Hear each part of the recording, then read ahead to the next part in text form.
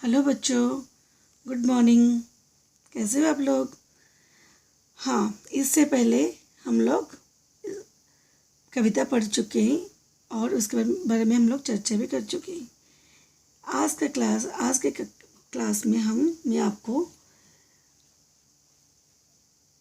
एक व्याकरण के चीज़ है, लेकिन आप लोग इसको जानते हैं। हिंदी में इसको श्रुति सम भिन्नतार्थक शब्द बोलते हैं, लेकिन आप इसको अगर हम इंग्लिश में बोलें तो आप जान पाएंगे इसे इंग्लिश में क्या बोलते हैं। पता है आपको? नहीं पता आपको? होमोनिम्स बोलते। हाँ, आपने सही बोला, होमोनिम्स बोलते हैं। तो ये क्या है? आप डर गए? नहीं। आप जैसे इंग्लिश में लिखते हैं सन और सन, तो इन दोनों में क्या डिफरेंस है, हमें वही सीखना है आज हिंदी में। हम इसका क्या अर्थ हुआ, इसको श्रुतिसम अर्थ बोलते हैं। क्या बोलते हैं बच्चों? श्रुतिसम अर्थ बोलते हैं। ये एक ही अर्थ जैसे लगता है, लेकिन ये भिन्न अर्थ होते हैं। स्पेलिंग जैसे प्रोनाउंस करने में एक ही जैसा लगता है, लेकिन इसके जो यूजेस है, व्यवहार है, इसे हम अलग अलग तरीके से करते हैं। जैसे कि कहा जाए तो ये सुनने में समान अर्थ होता है, समान अर्थ प्रतीत होता है, लेकिन इसके जब हम लोग यूज़ करते हैं सेंटेंस में, तब इसके अलग अलग से हमें यूज़ करनी पड़ती है।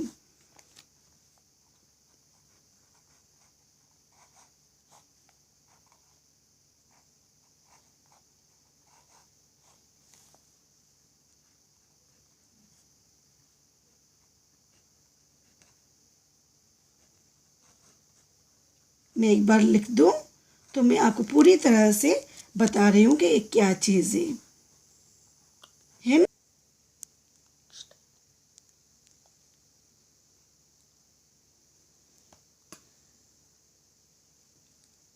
तो हिंदी में हमें इसकी जो डेफिनेशन है, इसको हम कैसे पढ़ेंगे?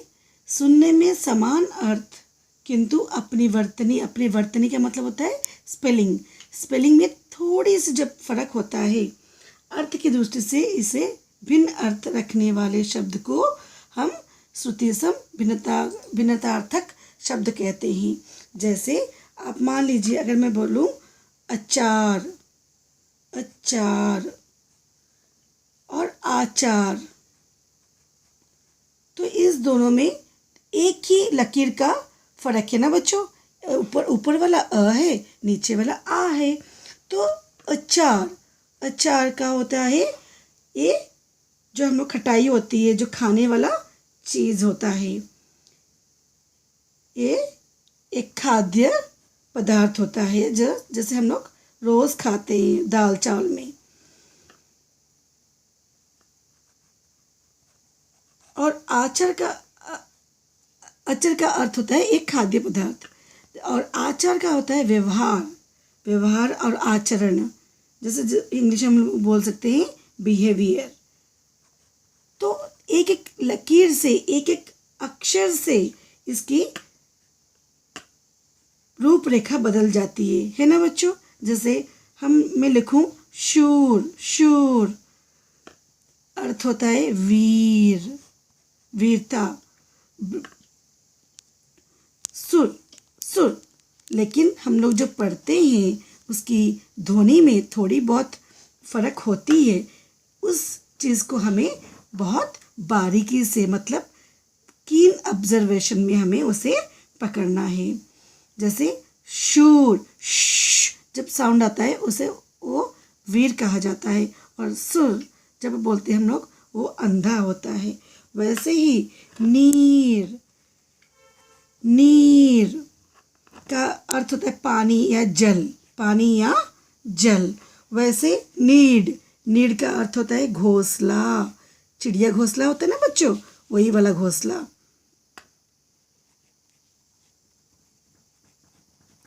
तो हम जब इस अर्थ को कई रूप में पढ़ेंगे तभी हम लोग जान पाएंगे और इसकी यूजेस भी हम लोग वाक्य में बड़ी आसानी से कर पाएंगे। जैसे आदि, आदि का मतलब होता है एक्सेट्रा।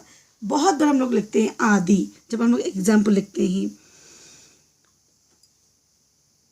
आदि का ये आदि होता है इत्यादि, मतलब एक्सेट्रा। और आदि, देखिए इसमें ई मात्रा का ही डिफरेंस है, बड़ी ई और छोटी ई।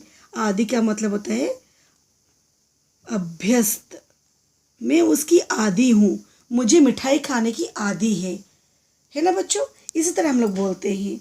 वैसे हर चीज़ में हम उच्चारण के बल पर ही ज़्यादातर हम लोग शब्द का व्यवहार करते हैं। चलिए मैं आपको इसकी कुछ सहज शब्द और 5 दिखाऊंगी जो आप पढ़ें और मुझे बोलें। जैसे अवधि, अवधि, अवधि का अर्थ होता है समय। अवधि का अर्थ होता है समय। दूसरा अवधि आता है, वो होता है भाषा। अवधि ब्रजभाषा बोलते ना हिंदी में, उसी का है ना बच्चों। हम लोग इसको इसी तरह से हम लोग पढ़ेंगे और आप जैसे जैसे बड़े होगे वैसे वैसे उसी प्रकार हम लोग इसकी व्यवहार में लाएंगे। इन सारे शब्दों को सीखते जाएंगे, तभी हमें सुविधा होगी कोई भी चीज़ लिखने और पढ़ने में। अब पढ़ोगे ना? ठीक है, मैं अगले क्लास में मैं आपको एक सूची तालिका बना के दूंगी। आप और भी एक नए नए शब्द में आप पढ़ सकते हैं। धन्यवाद बच्चों।